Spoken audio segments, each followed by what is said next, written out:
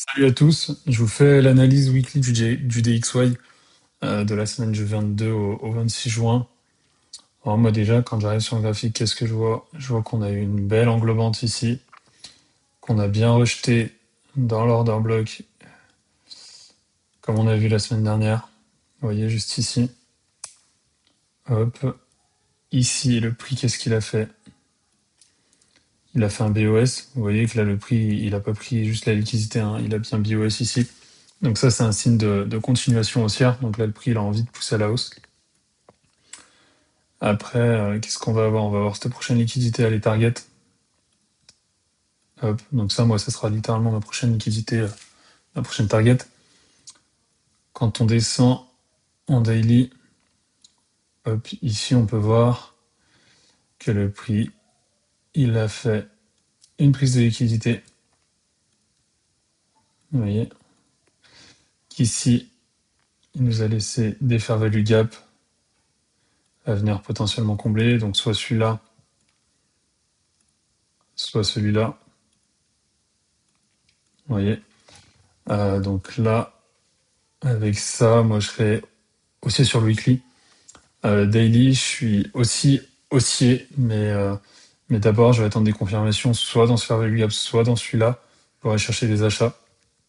Ou alors, si j'ai que des confirmations de baisse, pour ensuite, s'ils cassent les deux à la limite, hop, comme ça, ben là, je repasserai à la baisse.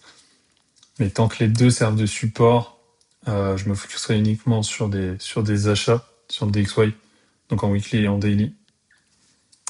En supplément, on a aussi une SMT. Vous voyez qu'ici, le prix, il a pris la liquidité, sauf que sur Euro-USD, ici, il ne la prend pas du tout. Donc ça, c'est un bon signe de retracement, de retournement. Hop, vous voyez. Donc là, le prix pourrait très bien nous faire quelque chose comme ça, donc soit dans cette fair value gap, soit dans celle-là, pour ensuite repartir sur la grosse liquidité du haut, ou alors tout simplement partir plus bas. Hein. Mais là, j'attends du retracement du coup sur un des deux fair value gap, et puis ensuite soit repartir à l'achat, principalement à l'achat, soit si le biais change de tendance, là je partirai à la baisse. Mais pour l'instant, ouais, achat sur du weekly, achat sur du daily aussi, et puis voilà. Donc là, j'ai me focus sur ça. On peut voir aussi que là, je monte en monthly exceptionnellement.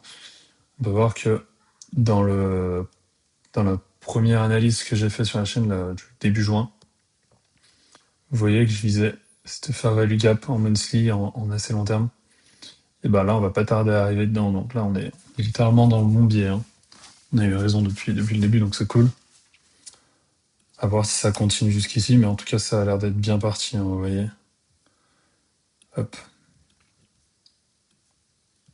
Donc voilà. Donc weekly haussier, daily haussier, et puis en attente de confirmation, évidemment. L'attente de confirmation dans les deux fair value gap qui sont là. Parce que là, on a un beau rejet qui nous montre un retracement ou une potentielle baisse. N'hésitez pas, pour ceux qui veulent, il y a le groupe Discord gratuit dans la description de la vidéo. Donc n'hésitez pas à nous rejoindre. Voilà, voilà. Je vous souhaite une bonne semaine à tous et puis à la semaine pro.